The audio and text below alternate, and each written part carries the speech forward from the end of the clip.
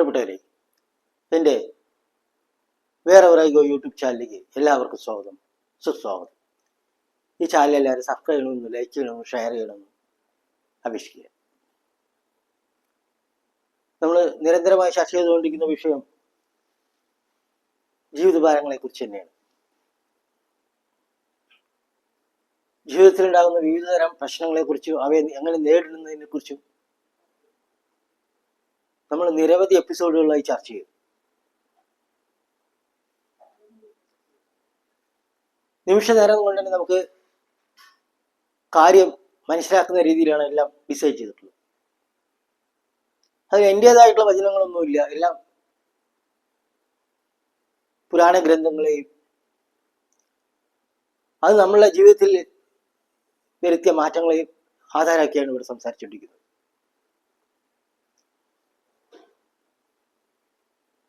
ഇന്ന് ഞാൻ ഇവിടെ ചർച്ച ഉദ്ദേശിക്കുന്ന വിഷയം, നമ്മുടെ ജീവിതത്തിൽ നമ്മൾ പ്രവർത്തന മണ്ഡലത്തിൽ സഞ്ചരിക്കുമ്പോൾ, ഓരോ സ്ഥാപനങ്ങളിലോ അല്ലെങ്കിൽ സമൂഹത്തിൽ ജീവിക്കുമ്പോൾ നമ്മൾക്ക് ബന്ധുക്കളുണ്ടാവും, ശത്രുക്കളുണ്ടാവും. പലരും നമ്മളെ അപമാനിക്കും, പലരും സ്തുതിക്കും. പിന്നെ കാലാവസ്ഥകൾ പലതരത്തിലുണ്ടാവും. ഇപ്പോൾ യൂറോപ്യൻ കൺട്രീസിലാണെങ്കിൽ ഭയങ്കര തണുപ്പായിരിക്കും. പിന്നെ അറേബ്യ രാജ്യങ്ങളിൽ പോയി കഴിഞ്ഞാൽ ഭയങ്കര ചൂടായിരിക്കും. വിചാരിച്ച പോലുള്ള കാര്യങ്ങളൊന്നും ചിലപ്പോൾ നടന്നു വരില്ല. അതിന് എഗനിസ്റ്റായിട്ടായിരിക്കും ചിലപ്പോൾ നടക്കുക. ലാഭം ഉണ്ടാക്കണം വേണ്ടി ചെയ്തു,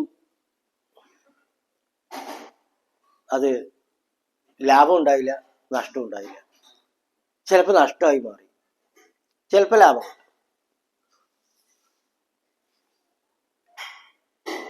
ഈ ഒരു സന്ദർഭത്തിൽ, ഇങ്ങനത്തെ എല്ലാ സന്ദർഭങ്ങളും വരുമ്പോൾ നമ്മൾ എന്ത് ചെയ്യണം? അതിൽ ഗീതയിൽ ഭഗവാൻ പറയുന്നു, സമശത്രൗജമിത്രേച്ച തഥാ മാനാപമാനയോ ശീതോഷ്ണ സുഖദുഃഖേഷു സമസംഗ വിവർജിത. ശത്രുവിനെയും മിത്രത്തെ ഒരേപോലെ കാണണം, ബന്ധുവിനെ. കാരണം ശത്രു എപ്പോ വേണമെങ്കിലും അയാളുടെ നേട്ടത്തിന് വേണ്ടി അയാൾ ബന്ധുവായി മാറാം. സ്ഥിരമായ ശത്രു ഒന്നും എവിടെയില്ല, അയാൾക്ക് ബന്ധുവാകും. ബന്ധു എപ്പോ വേണമെങ്കിൽ ശത്രുവായി മാറാം. അയാൾ ഉദ്ദേശിച്ച പോലെ കാര്യങ്ങൾ നടത്താൻ സാധിക്കില്ല എന്ന് കണ്ടു കഴിഞ്ഞാൽ അയാൾ ശത്രുവായി മാറും. അച്ഛനും അമ്മയുടെ കാര്യമല്ല ഞാൻ പറയുന്നത്, അച്ഛനും അമ്മയെ വെച്ചുള്ള ബാക്കിയുള്ളവരുടെ കാര്യമാണ് പറയുന്നത്. ഈവൻ സഹോദരി സഹോദരന്മാരടക്കം നിങ്ങൾ സ്വത്തിന്റെ കാര്യം വരുമ്പോൾ പരസ്പരം വെട്ടിമരിക്കുന്നതാണോ? ഇല്ലേ? ബന്ധുക്കളായിരുന്നവർ തന്നെ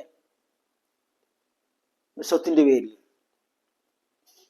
എപ്പോഴെങ്കിലും ബന്ധു ശത്രുവാകും, ശത്രു ബന്ധുവാകും. സമശത്രൗജമിത്രേജ തഥാ മാനാപമാനയോ. പലരും നമ്മളെ സ്തുതിക്കും.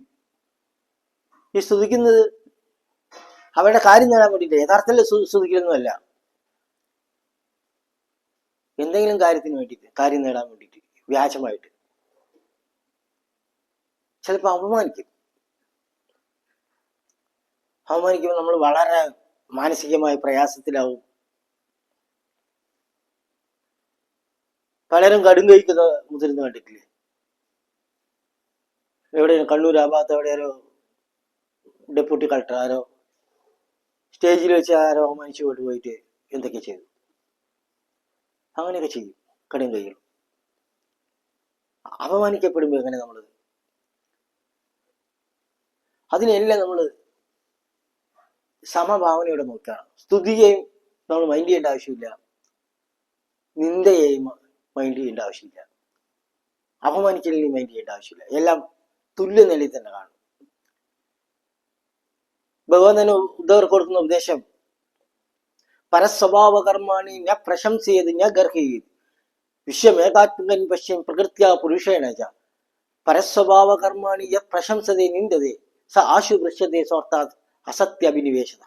ആരുടെ ഈ കർമ്മത്തെ സ്തുതിക്കാനും പോണ്ട, നിന്ദിക്കാനും പോണ്ടായിട്ടാണ് ഭഗവാൻ ഉദ്ധവർക്ക് കൊടുക്കുന്ന ഉപദേശം. ആരെയും സ്തുതിക്കാനും പോണ്ട, ആരെയും നിന്ദിക്കാനും പോണ്ട. ആരുടെ സ്തുതിയെയും നിന്ദയെയും നമ്മൾ മൈൻഡ് ചെയ്യേണ്ട ആവശ്യമില്ല.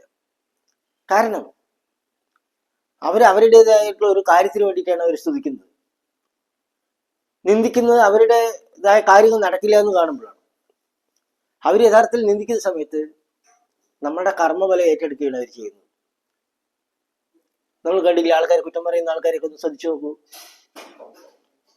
ഒരു 10-15 കൊല്ലം കഴിയുമ്പോഴേക്കും അവര് വീടൊക്കെ വിറ്റ് രോഗിയായി നാട്ടിൽ മുഴുവൻ തണ്ടി നടക്കണ്ടാവും. കാരണം ഈ നാട്ടിലെ ആൾക്കാർ മുഴുവൻ കർമ്മഫലം ഏറ്റെടുത്തിരിക്കുകയാണ് അവര്. കുറ്റം പറയുന്നവർക്ക് അതാണ് സംഭവിക്കുക, നാശമായിരിക്കും സംഭവിക്കുക. അപ്പൊ അതുകൊണ്ട് നമ്മൾ മൗനം പാലിക്കുക. കുറ്റം പറയുന്നത് ആ സ്ഥലത്ത് നമ്മൾ മാറുക, മറുപടി പറയരുത്. മറുപടി പറഞ്ഞു കഴിഞ്ഞാൽ വലിയ സംഘർഷത്തിൽ കലാശിക്കുക, വല്ല കടുങ്കൈകളായി മാറും. സമശത്രൗജമിത്രേജ തഥാ മാനാപമാനയോ ശീതോഷ്ണ സുഖദുഃഖേഷു സമസംഗ വിവർജിത. ശത്രുക്കളെയും മിത്രത്തെയും തുല്യമായി കാണുക, മാനത്തിനെയും അപമാനത്തിനെയും തുല്യമായി കാണുക. ഒന്നിനോട് ഒട്ടിച്ചേർന്ന് നിൽക്കുക. ചക്കയും ചക്കപ്പശ പോലെ വീട്, സ്വത്ത്, അല്ലെങ്കിൽ ബന്ധുക്കള് ചക്കയും ചക്കപ്പശ പോലെ ഒട്ടിപ്പിടിയാതെ അതൊന്ന് ചെറിയൊരകലം പാലിക്കുക. അതുപോലെ നമ്മൾ പല ക്ലൈമറ്റുകളിലിരിക്കും, അതിനെയൊക്കെ തുല്യമായി തന്നെ കാണും. അതിനനുസരിച്ച് നമ്മൾ മുന്നോട്ട് പോവുക. അതേപോലെ നമ്മൾ ഉള്ളതിൽ നമ്മൾ സന്തുഷ്ടനായിരിക്കുക. ലോകം മുഴുവൻ പിടിച്ചടക്കണം. അലക്സാണ്ടർ ചക്രവർത്തി പിടിച്ചെടുക്കാൻ പുറപ്പെട്ട പോലെ ലോകം മുഴുവൻ പിടിച്ചടക്കി വരുമ്പോഴേക്കും 32 വയസ്സിൽ മരിച്ചുപോയി. ഉള്ള ടെൻഷൻ മുഴുവൻ എല്ലാം, ഞാൻ ലോക ചക്രവർത്തിയാണ്, ഈ രാജ്യങ്ങളൊക്കെ എൻ്റെയാണ്, സ്വത്തുക്കൾ മുഴുവൻ എൻ്റെയാണ്. അതിൻ്റെ ഒന്നും ആവശ്യമില്ല. സന്തുഷ്ടനായിരിക്കുക.